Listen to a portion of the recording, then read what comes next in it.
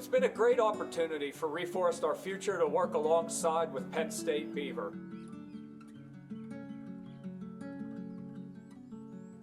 Dr. Autumn Sabo's been great on this project. She's brought all of her biology students into it, and we had some student workers out there taking measurements of all the plants in our patches and soil conditions. So we look forward to being able to see future results from these measurements and how these patches develop. So one of the main concepts of the patch is that it's accessible to the average person.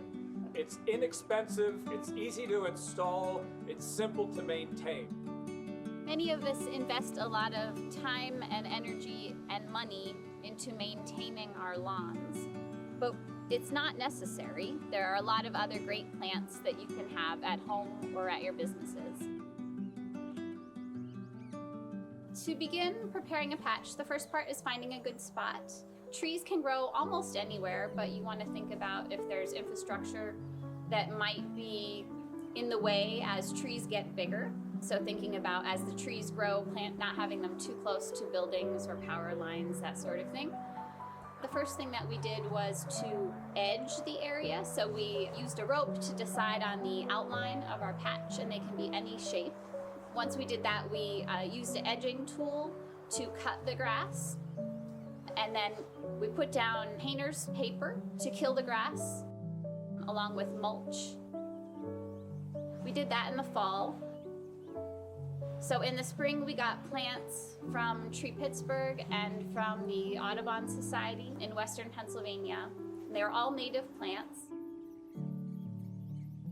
Probably the most important and I guess thoughtful part of building a patch is making sure that you match your plants to the site. So in the fall we had done a lot of measurements, the most critical being a soil test.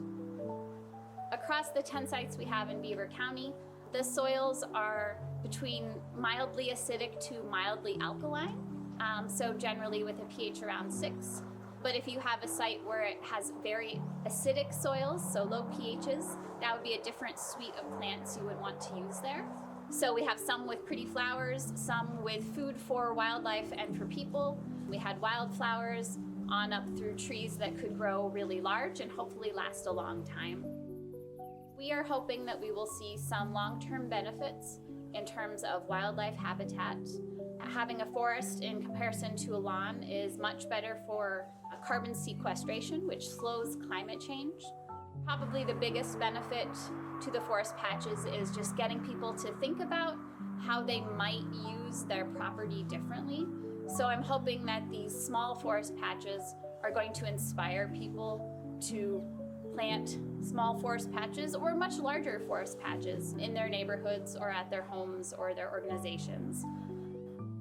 We've had success at all of our planting sites, including the arrival of new native trees and perennials into all of the sites. That's very exciting, and that is how the patch is designed to work.